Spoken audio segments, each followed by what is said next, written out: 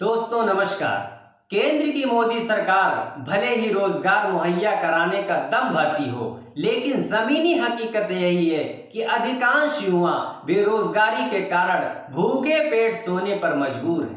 देश का युवा अपनी डिग्रियां फाड़ने और जलाने को विवश हो चुका है। बेरोजगारी का आंकड़ा बढ़ते बढ़ते इतना विकराल और भयावह रूप धारण कर चुका है कि इसका सामना करना हम सब के लिए एक बहुत बड़ी चुनौती है। CMIE के ताजा आंकड़े बताते हैं कि सिर्फ एक महीने में जुलाई 2021 के मुकाबले अगस्त 2021 में 15 लाख रोजगार के अवसर कम हो गए।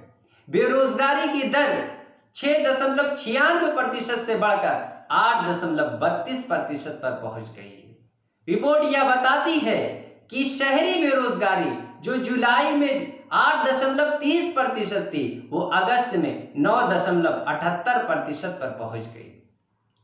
अजीम प्रेमजी यूनिवर्सिटी की एक रिपोर्ट को अगर हम माने तो मार्च अप्रैल 2020 के दौरान लॉकडाउन के चलते लगभग 10 करोड़ लोग बेरोजगार हो गए।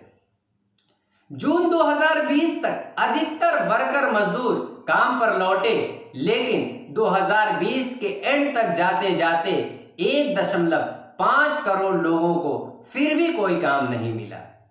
90% गरीब परिवारों को जरूरत के मुताबिक खाना नहीं मिला। कई लोगों को अपनी पारिवारिक संपत्ति बेचने के लिए मजबूर होना पड़ा।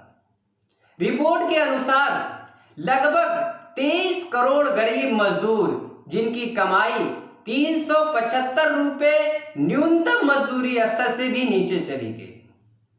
दोस्तों, जाने माने अर्थशास्त्री कौशिक बसु ने कहा है कि अगर आप बेरोजगारी का आंकड़ा देखेंगे तो यह 45 साल में सबसे सर्वाधिक है।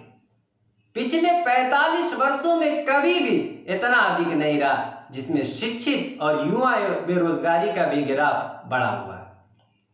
उन्होंने कहा है मोदी सरकार का $5 ट्रिलियन इकोनॉमी बनाने का सपना आने वाले 4-5 वर्षों में साकार होना असंभव है, क्योंकि उसकी गणना US डॉलर के आधार पर होती है।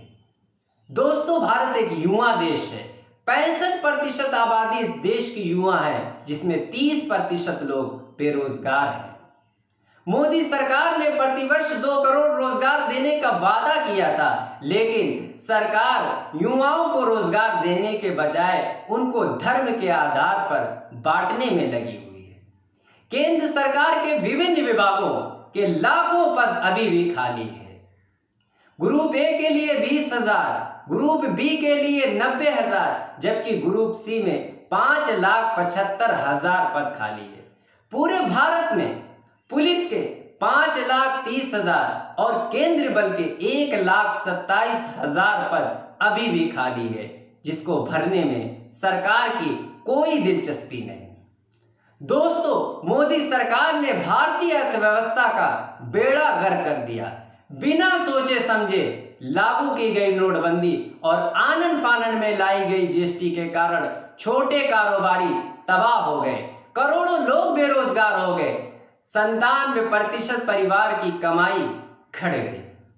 सरकार रोजगार के अवसर बढ़ाने के नाम पर नए नए प्रोग्राम कागजों पर skill India, startup India, make in India चलाती है, लेकिन परिणाम के रूप में हम सिट डाउन इंडिया ही देखते हैं। बढ़ती बेरोजगारी के कारण युवाओं में भुखमरी और मानसिक अशांति फैल रही है, जिसका एक नकारात्मक परिणाम हिंसा, अपराध और आत्महत्याओं में बढ़ावा है। आज भारत में हर 55 मिनट पे एक छात्र आत्महत्या करने को मजबूर है।